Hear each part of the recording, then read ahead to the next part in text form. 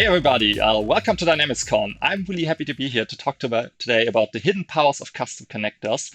Before I jump in, I want to say I hope you have a great day at DynamicsCon. There's a lot of content here. I hope you already looked at great sessions. I hope you like this one, but also take a look at all the others one.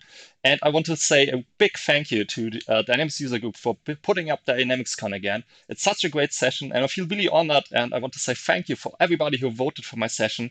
I hope you can tell that I'm really excited to be here, and I want to show you about custom connectors today. So thank you a lot for being here. And as I said today, my topic is the hidden powers of custom connectors.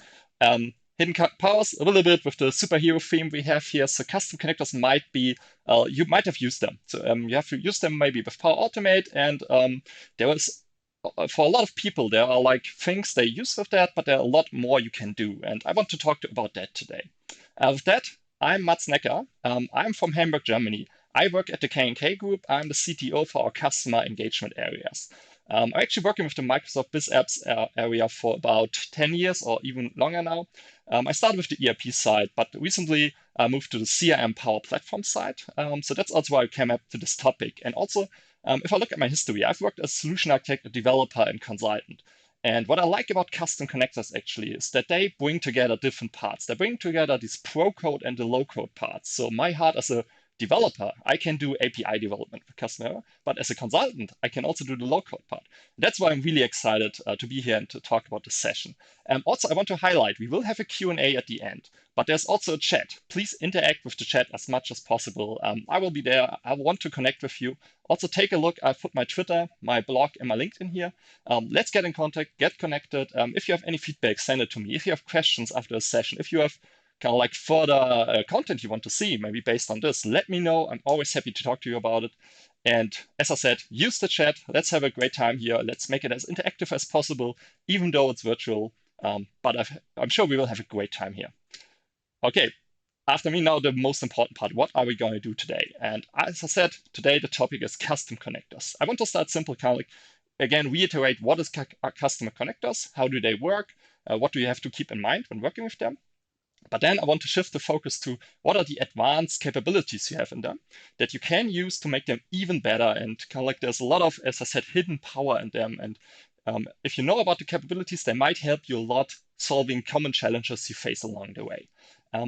Doing that, I want to do as much demos as possible. So after each part, we will do a small demo, go to the next part. And at the end, I also have some features kind of like want to show you. But because of time, I probably can't all the demos, but I want to give you as much input as possible according to custom connectors.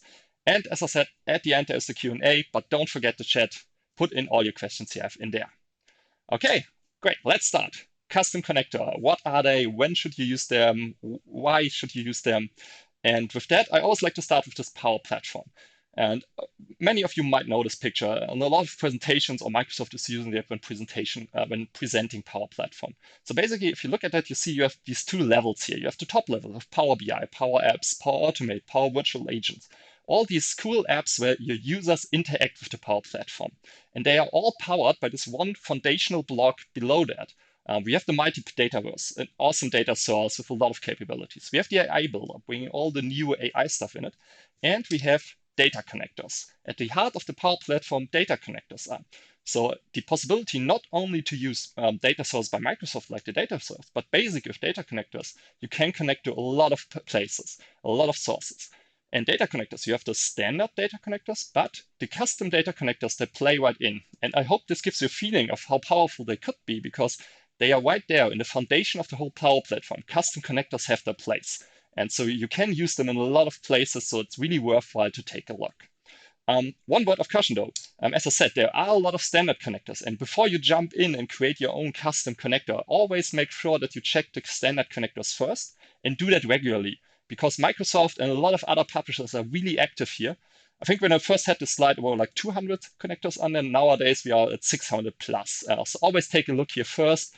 If there's already a connector you can use, you might be surprised how many are already in there. But what do you do if there's not one connector you can use in there? Well, you can create your own. That's what customer connectors are. Basically, they have the same functionality as standard connectors, but you can define what API, what web service you want to connect them with. You can create any unlimited number of connectors, and always think about that's kind of like a wrapper for some kind of API, web service, whatever type of service you want to call and want to integrate in the Power Platform. I want to give you a little bit of overview. How do they work from a conceptual perspective? Because I think that's really important when thinking about custom connectors and where to place them. If you look at the picture here, on the left-hand side, we have our Power Platform apps, Power Apps, Power Automate. On the right-hand side here, example, a cloud API. Can be any API. And I think a defining character of an API is that it communicates based on HTTP. So you send HTTP requests to it, and you get HTTP responses. What is a custom connector? Well, basically a custom connector, think about it like a wrapper or a translator. So the custom connector sits in between. It gets the HTTP actions, it sends HTTP actions, gets responses, and the custom connector itself translates that to actions and to triggers. Action is when in Power Platform you initiate something. You initiate an action like, please create this record, or I want to get those records. Then Power App, for example, is doing that action. The custom connector is translating that to an HTTP request, sends that to the Cloud API, gets the HTTP response, and gives that back to Power Apps or Power Automate. You can also do the other way around with triggers. So if there's some external event in the Cloud API, that sends the HTTP request to the custom connector, and it translates it to a trigger and keeps on checking, okay, do we have, for example, any flows listening to this trigger? If yes, then I will trigger those flows. So really, custom connector, basically, they don't have a lot of logic in itself in them. They are more like a translator, bringing the Power Platform structure to any API or web service you can think of. And in this example, I was using Cloud API, but this also works for on-premises. And that's a great thing because we live in a hybrid world and we will be. Not everything should be online. You can do the same thing for on-premises APIs if you use a gateway. And Microsoft has a great local data gateway. You can install it. It's a free. And it's a really secure way of communicating with on-premises web services, APIs, and legacy systems through the gateway and custom connectors and make them available in the modern Power Platform. So really powerful stuff here. Okay, now let's dive right in. I prepared a little demo case here. And basically, in my case, the API, it's an Azure function. I have that behind it, Azure API Management in Azure. This is, as I said, the product part. You see here, I have different actions I can call. I get category, I can get questionnaires. So questionnaires kind of like these little contact forms. And basically, there's a questionnaire builder, and I can have different questionnaires in here. And what I have here on the left-hand side in Power Platform is my connector. With that, I have a lot of different actions. And basically, if you look here, these actions map to the operations here. As I said, custom connector is in part or mainly a translator between these two. And with that, I want to show you how you can build a simple connector yourself. Let's jump right in here. Here I have my demo environment. I have a demo solution, a demo advanced custom connector. By the way, I would always recommend you, when you start using custom connectors, do that with solutions. A solution is this construct by a Power Platform where you can move connectors from one environment to another. And nowadays, connectors are fully supported by solution. So do that in here. It will make your life a lot easier.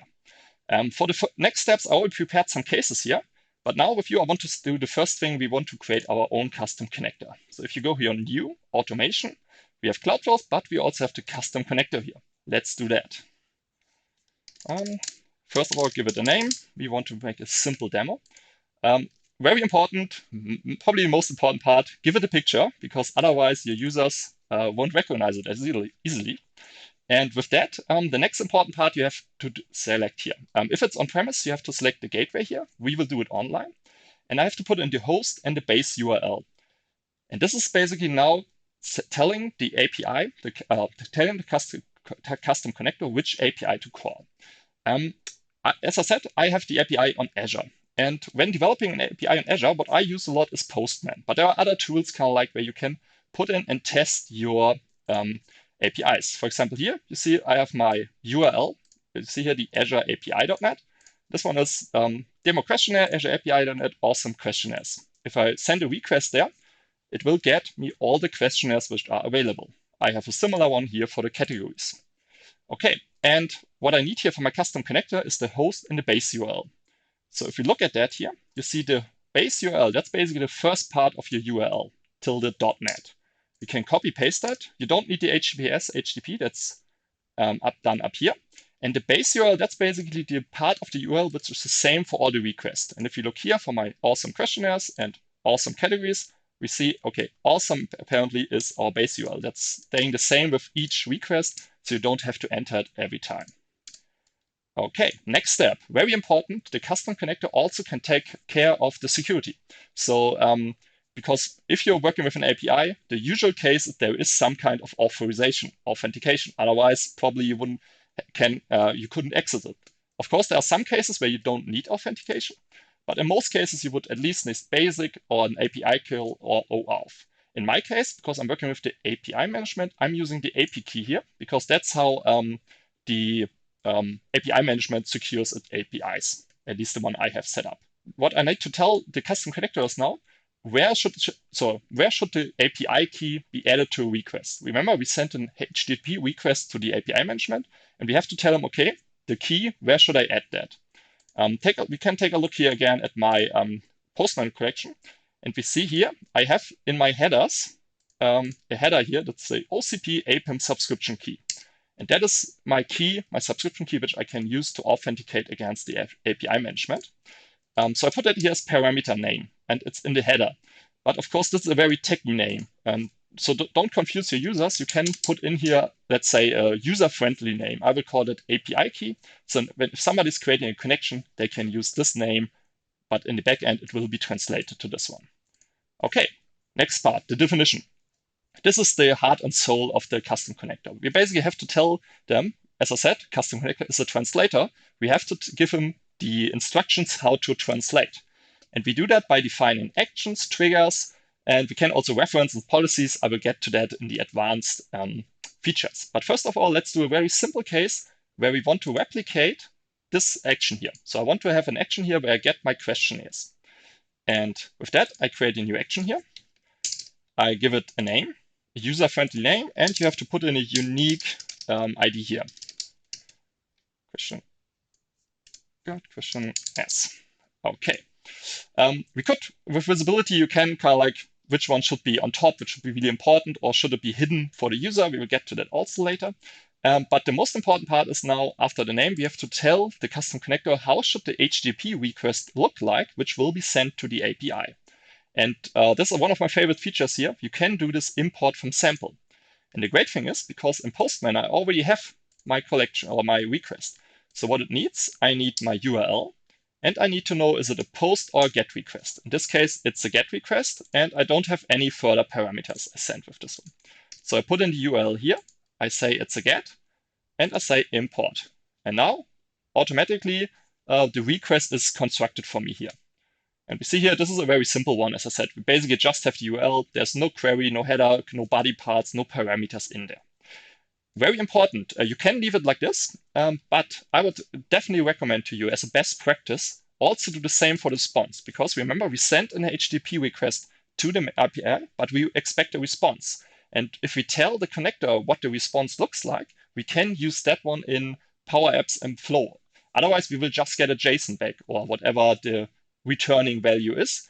But if we tell them what the JSON looks like, we can later on reference single attributes and so on from that response. And also you see a great thing here is if I click on add default response, I get again an import from sample one. And remember in Postman, if I do this request, I do get the response. So I can just copy paste this one here, put that in here in the body. Again, we don't have any important headers. And if I click on import, seemingly nothing happens. But if I click here on response, you see now within the response, it recognizes that my JSON here has an ID field, a title field, and a category field. So it knows now that the response will be an array, and per item in the array, I have these following attributes. Okay, let's create the connector here. What it does now in the backend is basically uploading that connector to a managed API management itself, but that's fully managed by a Power Platform. You don't have to worry about it, but sometimes it might take a few minutes to be available in Power Automate. That might be because in backend, it's actually publishing something to Azure, which sometimes can be slight delays in there. A great thing here, after you create it or update your connector, I would always recommend go to test, because you can directly test your custom connector from here. And what we have to do for it, first of all, we have to define the connection. remember in security, we defined, okay, we need an API key because that's how we interact there. So if I put in here my key and say create connection, and I refresh, I have a connection created. And with that, I can test my operation. Remember, for get questionnaires, we didn't need any input, but you see we get a response here. Yay, awesome. Okay, with that, our connector, the first simple one, it's ready for use. And if I go back, we can create a small demo flow to check it out. Especially, I'm interested, of course, in the response. As I said, we want to reference the different attributes in there. So let's create a really simple one. If I add a new action here, you see you have all the built-in stuff, you have the standard connectors, premium connectors, and you have the custom connectors. The ones I prepared, and here's our demo simple. Also now, probably you see why it's helpful to put an image for your connector. At the moment, we only have one action here, so that's easy. I'm going to select that. Oh yeah, and here you see sometimes there is an error like this, especially if you have like a freshly created connector. In that case, don't worry, don't panic. We will go back to our connector. And sometimes it just takes some time. Sometimes it's helpful to just update it again. Again, this might be something between this caching and publishing to Azure, why it might not be there immediately, but it shouldn't be like a long time. And sometimes just a new update already helps with that. Okay, let's try this again. Again, demo one case. Manually custom demo simple. Get questionnaires. This looks better. Let's create a new connection. This is the same as before. So basically you put in here your key. After that, we are ready to test it. And as I said, now in Flow, we want to do something with that. And well, we expect there coming multiple questionnaires. So I want to do something for each of those returning. If I go here, you see with the dynamic content from the get questionnaires, I already get all the attributes I defined in the response. In this case, I want to get the array itself. And then per item in that response, for example, let's send a notification. Obviously not a good demo, but to get the idea. And I want to get a notification with the title of my questionnaire I'm getting from that API. Okay, let's save this one and make a quick test to check if it's working. Okay, I'm going to manually test run the flow. So now in the first action, we're expecting to get all the questionnaires which are in the API, which I have access to. And then the next step, it will iterate through the questionnaires and send me a notification. So this looks good. We're getting our response. And here you see, okay, there are 4 items in there. And in the mobile notification, you now see the title of the questionnaire is being used here as the notification stuff. So great, our simple connector is already working. With that, let's jump back in our presentation. Simple connector works. Now let's get to this hidden powers or advanced functions in there. And one thing I really like is the dynamic option list. Basically, at the moment, we didn't have any parameter in there. But I have one call here where I can get these questionnaires, but I can get them filtered by a category. And with the category, obviously, I can just put in that the user puts in a string, but then he would have to guess which categories are available. And with dynamic option list, I can actually give them a dynamic option list, meaning in the back end, this action makes a call to another action of my connector, in this case, the get categories, and then displays all available categories here. So if in the back end a new category is added, it will automatically show up here as soon as it's added there.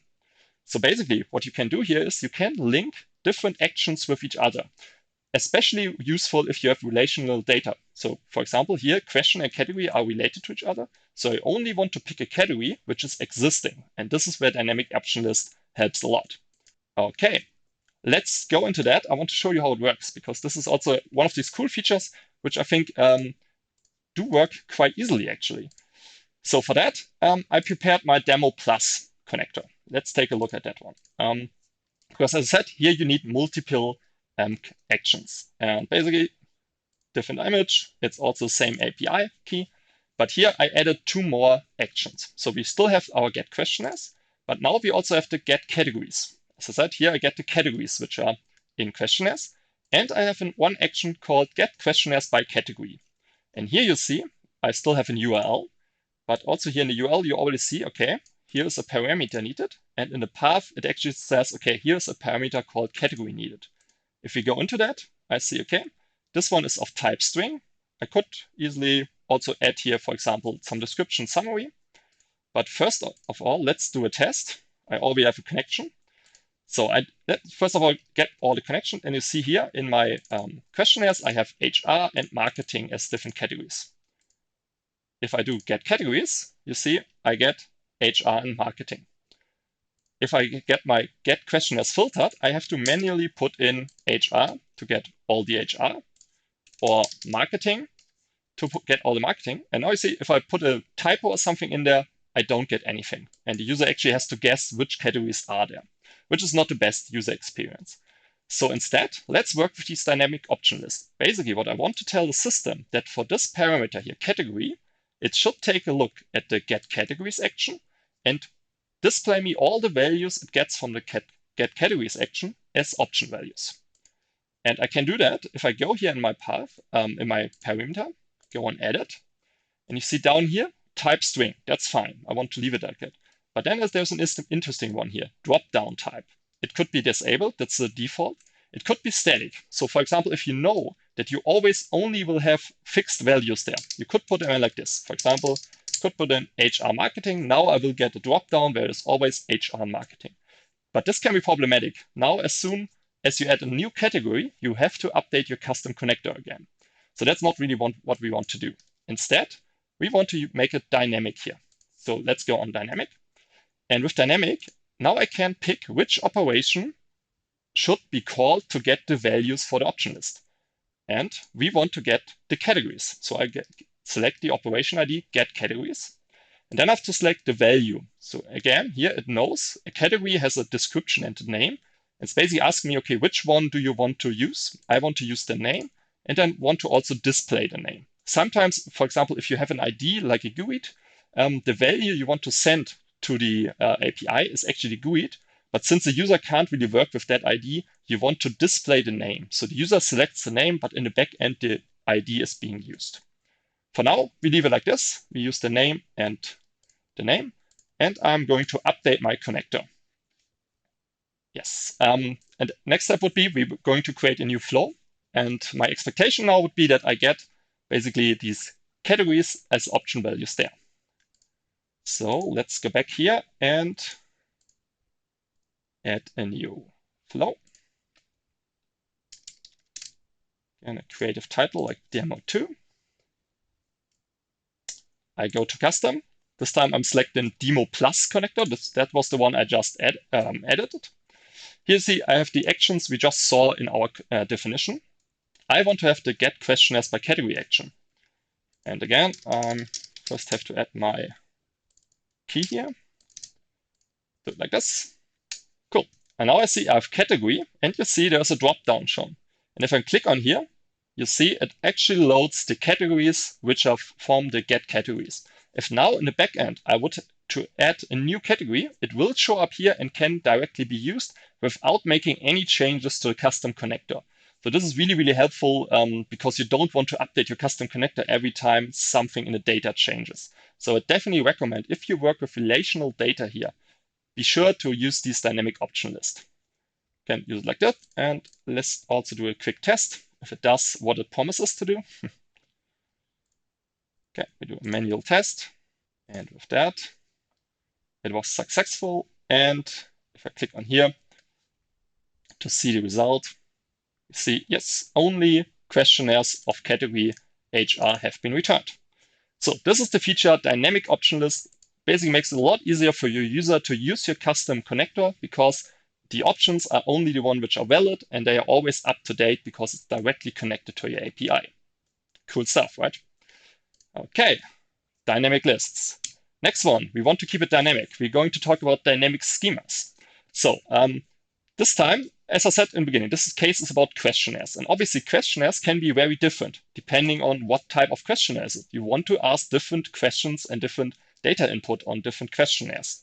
So here again, first of all, we're going to select a category, a dynamic option. Actually, we will, after the category, I also want to select a specific questionnaire. So we will have two parameters with dynamic list being linked. I will show you that. but based on these two parameters. You see, it's the same action on the left and right hand side, but based on these two parameters, actually different fields are being shown. And that's called the dynamic schema. So basically, as soon as these two informations parameters have been filled, the action will call our API and asking for, hey, for HR employee onboarding form, what's the correct schema? Which fields should I display? We can return that, and then it will actually dynamically show you these fields so that the user can do exactly the correct information in there. And the cool thing is this is supported in Power Automate, which I will show in the demo. But nowadays it's also supported in Power Apps, which makes it really, really powerful.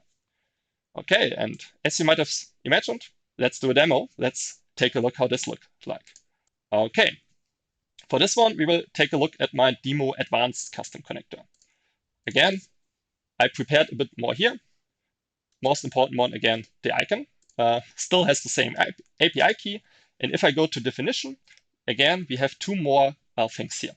First of all let's start here, the get schema. The get schema, that's the one I said we need this action because we need to query the API and tell them, hey, for this category and this questionnaire, what's the correct schema I should use? And if I can show you here, category, this one again, we can set it up as the same as dynamic as before. Actually, we do that in another place. I will show you in a bit. But the important part is we need the category and the questionnaire here. Then we have the submit questionnaire. This is kind of like somebody fills out a questionnaire and we want to send that to our API as somebody filled it out. And here you see we need the category and the questionnaire because we need to tell the system, well, which questionnaire has been used. And if you look here at the body, this is the one where we want to make it dynamic. And well, based on before, we would have assumed there's something here. But actually, this dynamic schema, this is a feature which you cannot do with this UI at the moment. So we will use something else. I haven't talked about it, but up here you see the Swagger editor. And if we select this one, this is basically the backend. So all the UI stuff we were doing, it always changes the Swagger file here in the backend. Swagger is an open API definition format. So a lot of APIs in web development use this one. And you can do it as well and edit directly stuff in here. So this is a bit more techy, but there's actually a great documentation by Microsoft. So there are learning paths talking to you directly through how to create this. If we go through here, we got our get questionnaires. We have our get categories.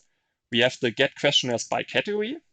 We have the new one, the post a new questionnaire, so submit a questionnaire. And we have down here our schemas where we say, okay, I want to get a schema for this category for this questionnaire. Let's talk about the questionnaire here, because this is the one where we actually have the dynamic schema. So first of all, we see here in the responses, there's not a lot defined. But if we look at the parameters, there we would say the same parameters, here param category, param questionnaire, and you see query. If I go back to the UI, you see these are the same as we have here. As I said, this one is reflecting the Swagger file in the backend. And yeah, questionnaire. So we have this param category, and you see here this XMS dynamic values. This is the one, this is the definition for a dynamic option list. So for example, if I go here to questionnaires category, you see for our category parameter, we had the same XMS dynamic values, the get categories operation, get the name, get this value from that. And basically, since we want to pick the same one here, we have the parameter category, which is basically the same. And we then have a second pick for the questionnaire. So we want, as a second step, to pick a questionnaire based on the category. And we can do it the same way. We have, again, XMS dynamic values. You pick and choose which action you actually want to call. This time, we want to call the get questionnaires filtered. This one. For this one, we need a parameter category. So we have to tell them, well, we want the ID. It should be displayed as the title. And for the parameter, please use the value we have in our parameter category. Basically, we have two lookups being dependent on each other, which is also quite cool. You can link a lot of stuff with this. And then for our last part, for the query. So the query, this is basically, if we go back to our slide for a bit, the query is the part below the red boxes here. So this is the query here, and here we have that query. And as I said, that's dynamic. So we can't really put it in here, kind of like which fields are there. what we do here for schema, we say XMS dynamic schema. This says, okay, whatever fields you have to show there, they are dynamic, and you actually have to call a function to get that. So what we do here is, you see, we're going to call an operation, the get schema operation, which we see here. Get schema, on the one hand, needs the category and the questionnaire. And also here, we are going to use the parameter we set up at parent category, and we're going to use the parent questionnaire to get the schema. This might sound a bit tacky, but as I said, there are great documentation on Microsoft which walk you through what these different things mean. Keep in mind, if you want to have the dynamic schema, you need to use the Swagger editor, and you need to add this XMS dynamic schema to the schema, either of the body or of a response. You can also do that as a response. Okay, with that being said, let's try it out. I want to show you how it looks like. So again, we will create a new flow. And I think this is the third demo we're doing. We're going to manually trigger it. And I'm going to custom, this time the demo advanced. Here we have our submit questionnaire. This was the one where we have the two lookups and then the dynamic schema. And once I click on that, you see I do have these two lookups, but I don't have any other fields shown. Why is that? Because to get the dynamic schema, first of all, these two have to be filled. So this one is similar to what we had before. If I click on it, I do have my two categories. If I'm selecting HR, now the thing is, this questionnaire is also a dynamic lookup, but it's filtered also as well on this parameter. So if I select HR there, I only get my HR questionnaires here. If I select marketing, I only see my marketing questionnaires here. And if I select that questionnaire, now it makes a call to the API saying, okay, for marketing contact form, what fields do you need to fill? What's the schema here? And it fills them. Let me check. If I go to HR and pick one of the HR ones, you see the schema was changed because now it made a new call to the API, gets the new information, and with that, I get new fields here. So really powerful stuff because this makes it really dynamic. And to be honest, a lot of data in the real world is dynamic. Obviously, we try to make it as fixed as possible. There will always be dynamic cases. And for that, this is a great feature. You can use it here in your body, but you can also use it when a response is giving. So basically, if you get a response and based on the questionnaire, you get different fields, you can use the same dynamic schema there as well. And I want to show you some more features. I'm glancing at the watch, so I will walk through them without the demo, but I want to talk about them because they can be really interesting. You usually have to spend a bit of time, get into that, but I want to mention them so that you know what else is possible with custom connectors. The first of all is custom triggers. This is pretty cool. In the demos, I was only showing you actions, but you can do the same as triggers, saying, well, the API should notify me if something happens. And what I want to highlight here is that there are actually two different ways of creating these triggers. The one is the webhook trigger, and the other one is the polling trigger. Let's start with the webhook trigger. This is from the Microsoft documentation as well. It really got a lot better, this documentation. It's quite awesome. The webhook trigger, this is a really common schema used by a lot of APIs. The API has to support that. So if you can't control the API because it's an external API and it doesn't support it, you cannot use this. If it's your own, you have to implement this as well. So basically how it works, as soon as, for example, in Power Automate, you create a trigger, it will send a request to the API and saying, well, here's a new trigger connected. Please register me as a subscriber to the following events. And the publisher will send you back, okay, I'm going to do that. And here's the location URL if you want to unregister. As long as you don't unregister, I will send you these events. And then next step, we have an external event coming in. And the publisher will check, okay, what subscribers do I have for this specific external event? And then sends the event data to our trigger. And then we can do in flow whatever we want to do. So this is really cool because it's a very efficient way. But as I said, your API has to support this. So webhooks have to be supported by the API. A lot of modern APIs actually support that. And if it's your own API, it's actually not that hard to build that. There's a lot of stuff because a lot of APIs do that. You can use common frameworks for that. But there are obviously always cases where that's not possible because an external API or you don't want to get that much into development, which is perfectly fine because custom connectors offers actually a second way of doing things, which is called a polling trigger. And the cool thing about the polling trigger is this works without any changes to your API. So it basically works with all APIs, almost all. I will get into detail of that. It works a bit different. So here the custom connector, when you create a trigger, it will make the first call to REST API and saying, well, give me the data for the event I'm subscribing to. In this case, it's orders. So custom connector makes a call to REST API, and the REST API gives a response saying, for example, at the moment, these 2 orders are there. And you have to define kind of like what's the idea, kind of like, or the, for example, the timestamp, because what the custom connector will do is it will remember, okay, I know order 1 and I know order 2. Basically, it knows the last order I know is the one of ID 2. And now what the custom connector is doing, basically on a time schedule, it will send kind of like a request to the REST API saying, well, give me all the orders where the last number is greater than 2. So basically saying, well, I already know these orders. Are there any new orders?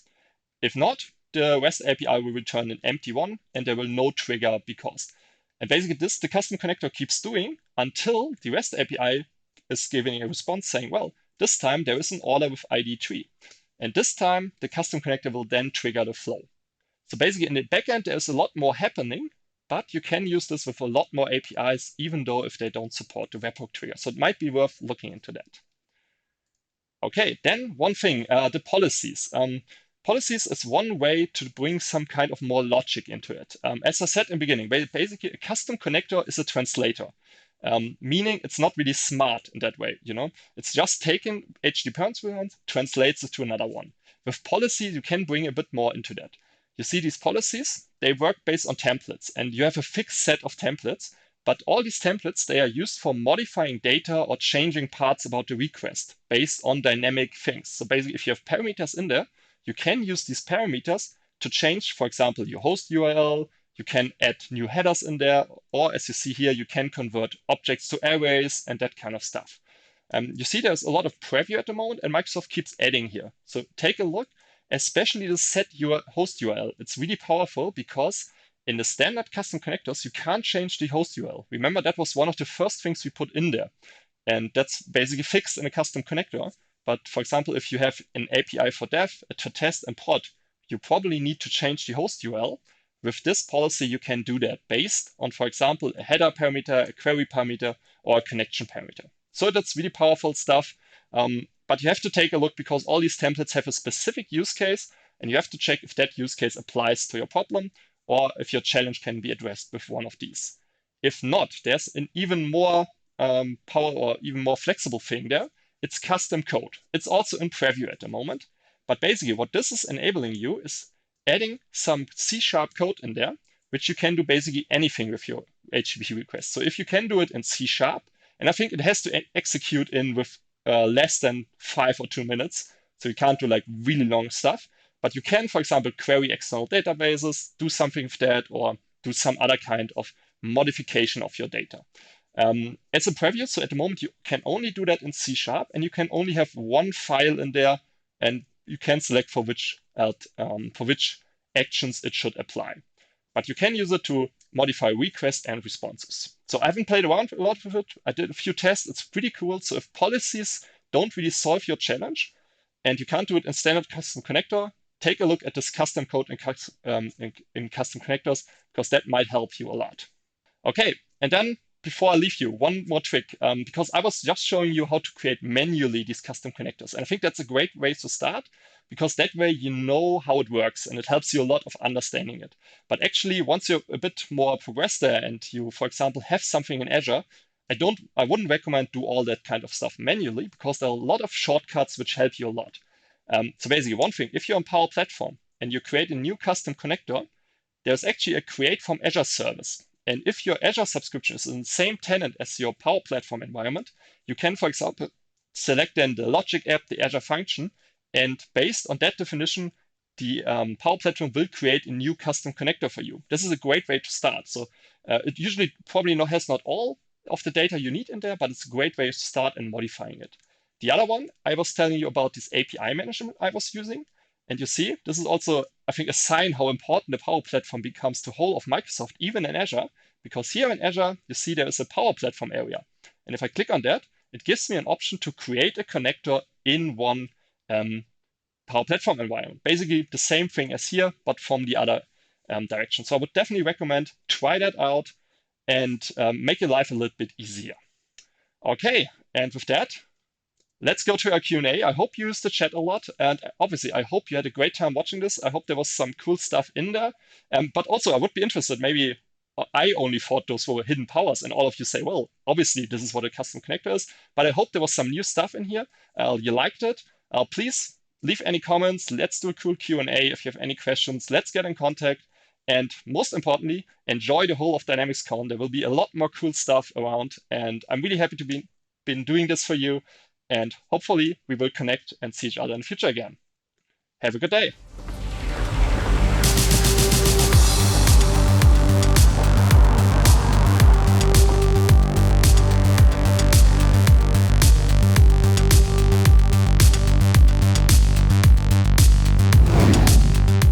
Everybody, Mats here. I hope you had a great DynamicsCon so far and you liked the session. So there was a lot of questions already in the chat. If you have any more questions, please put them in the chat.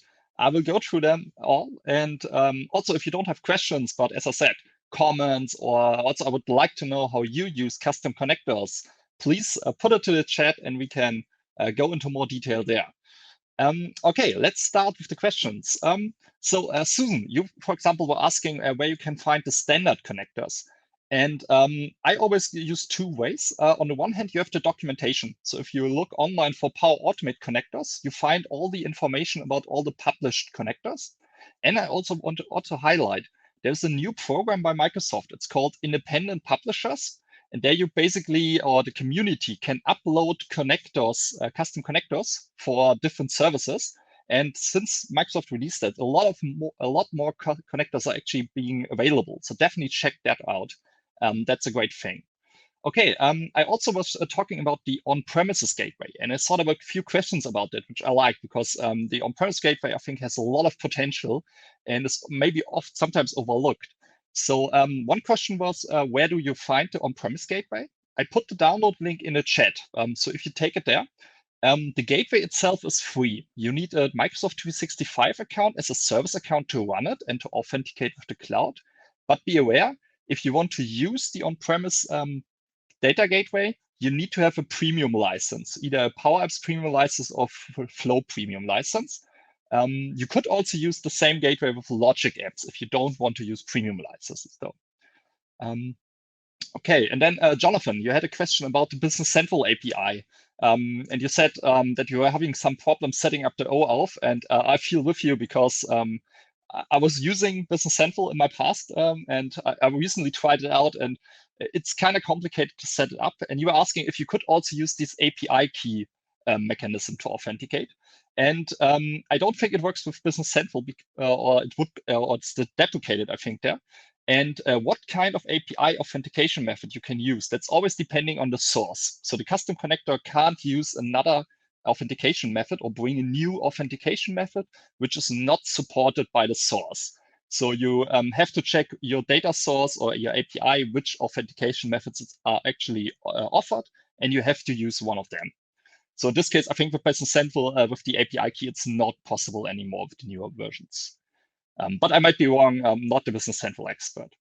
Miguel, you were asking about the base 64 conversion. And as I said in the chat, I think it's not possible in the standard, but with the preview feature, with the custom code, you can run a lot of the C# code in there. And I think I misspoke. I think in the presentation I said it can run 5 minutes. It's 5 seconds actually. So it has to but execute rather quick, but C# is quick. And especially these conversion tasks, like converting something with base 64, that's, I think, a great use case for this new feature there. So definitely try it out, but be aware, it's still in preview. So don't use it in production yet. Okay, and Samit, you were asking about how to publish from Azure, and I was showing that on my last slide. So there are a few ways where you can publish your custom connector basically from Azure. One prominent way, and I always like to use that, is the Azure API management. And that has a kind of like a really easy button to click on, and it will create a custom connector in your tenant.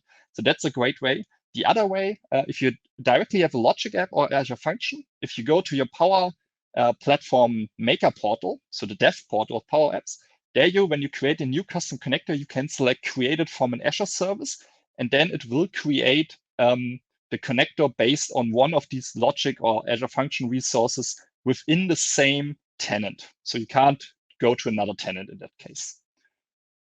Okay, and then, oh yeah, David, you had a question for the dynamic schemas. So how would in that case, it was the get categories. So how does the schema look like, which the function has to provide in order that the custom connector can use that schema? And this is basically a JSON object. So a JSON object describing the schema. You can see that, for example, if you want to check it out, you can, or the blog, I posted a blog link in there by Tamram. Go check that out. There are examples in. Or also, if you use, for example, the pass action in Power Automate, one of these standard actions, there you can pass a sample JSON and it will create a schema for you. Basically, that schema, that is exactly the schema which also the custom connector expects when working with these dynamic schemas there. Okay, let me check any more questions there. And oh yeah, and thanks for the feedback. As I said, this is the first time I was presenting this stuff, so I'm happy that you find it informative. Oh yeah, and Thomas, yeah, some parts were a bit quick. Yeah, that's I'm aware of that. Sorry for that. So if you have any parts which you say, oh, they were too quick. There was also a question if the recording is available later on. So all the DynamicsCon recordings will be uploaded later on. I think Denise said something within 1 month after the event. So definitely go check it out. There it's there. And there you can turn down this the speed of me talking. Okay. Sumit was asking about oh yeah, sorry, I just remembered. Miguel, you were asking also about the on-premise gateway. One question about can you use it with a local host API which is not available publicly? So basically, you have, for example, a SQL server which is not available outside your firewall. And yes, you can definitely use that. That's one of the great powers of this on-premise data gateway.